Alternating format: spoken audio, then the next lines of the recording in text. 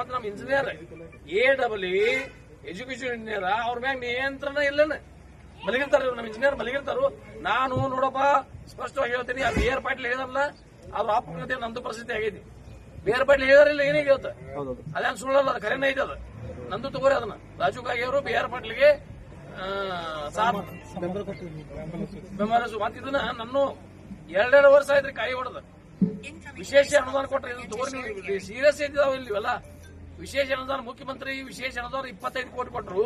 25 ಕೋಟಿದಲ್ಲಿ 12 ಕೋಟಿ ರೂಪಾಯಿ ರಸ್ತೆ ತಗೊನಿ, 13 ಕೋಟಿ ರೂಪಾಯಿ ಸಮುದಾಯ ಭವನ ತಗೊನಿ, 13 ಕೋಟಿ ರೂಪಾಯಿದ 2 ವರ್ಷ ಆಯ್ತು ನಮಗೆ.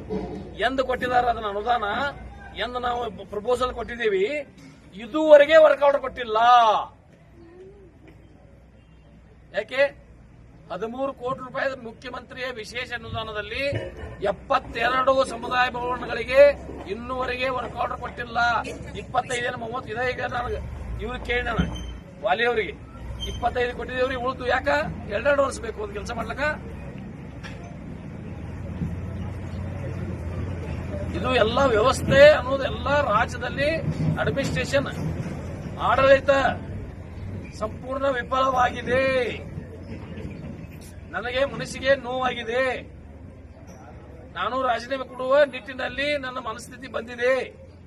ನಾನು 2 ದಿನದಲ್ಲಿ ಹೋಗಿ ಮುಖ್ಯಮಂತ್ರಿ ಭೇಟಿಯಾಗಿ ರಾಜೀನಾಮೆ ಕೊಟ್ಟರು ಅದಕ್ಕೇನು ಬಹಳ ಆಶ್ಚರ್ಯ ಇಲ್ಲ. ಸರ್, ವರ್ಕ್ ಆರ್ಡರ್ ಯಾಕೆ ಕೊಡ್ತಾ ಇಲ್ಲ ಸರ್ಕಾರದಿಂದ? ಅದನ್ನ ನಾನು ನಿಮಗೆ ಕೇಳ್ತಾ ಇದ್ದೀನಿ, ಸರ್ಕಾರದವ್ರು ಯಾಕೆ ಕೊಡ್ತಾ ಇಲ್ಲ? 2 ವರ್ಷ ಆಯ್ತು ನಾ ಪ್ರಪೋಸಲ್ ಕೊಟ್ಟ. ಏನ್ ಸರ್, ಹಣಕ್ಕಾಗಿ ಬೆಡಕೆ ಇಡ್ತಾ ಇದಾರ? ಅದೇನ್ ದೇವ್ರಿಗೆ ಗೊತ್ತಪ್ಪ. ಈಗ BR ಪಾಟೀಲ್ ನಮ್ಮಲ್ಲಿ ಹಂಗ ಆಗ್ತಿರ್ಬೇಕು. ಮತ್ತ 2 ವರ್ಷ ಕೊಡ್ತಿದ್ರ ಅರ್ಥ ಏನು? ಕಳಪೆ ಕಾಮಗಾರಿ ಆದ ಗುತ್ತಿಗೆದಾರ ಮೇಲೆ ಕ್ರಮ ಆಗ್ತಾ ಇಲ್ಲ ಸರ್. ಕಾಗವಾಡ ಮತಕ್ಷೇತ್ರದಲ್ಲಿ ಬ್ಲಾಕ್ ಲಿಸ್ಟ್ ನಲ್ಲಿ ಹೋಗ್ಬೇಕಂತ ನೇಮ್ ಇದ್ರು ತಮ್ಮ ಕೆಲಸನ ಆಗ್ತಾ ಇಲ್ಲ. ಯಾವ ಕಾಂಟ್ರಾಕ್ಟ್ ತಗೊಂಡವ ಇದು 8 ವರ್ಷ ಆಯ್ತು, 1 ವರ್ಷ ಆಯ್ತು ಕೈ ಹೊಡೆದ ಇಲ್ಲೇ. ತಂಗೋಡ್ರಿ ನೀವು ಇದ್ರಿ 1 ವರ್ಷ ಆಯ್ತು ಇಲ್ಲಿ, 1 ವರ್ಷ ಆಯ್ತು ಅವ್ನು ಕೈ ಹೊಡೆದ, ಇನ್ನ ಕೆಲಸ ಮಾಡಿಲ್ಲ ಅಂದ್ರೆ ಏನು?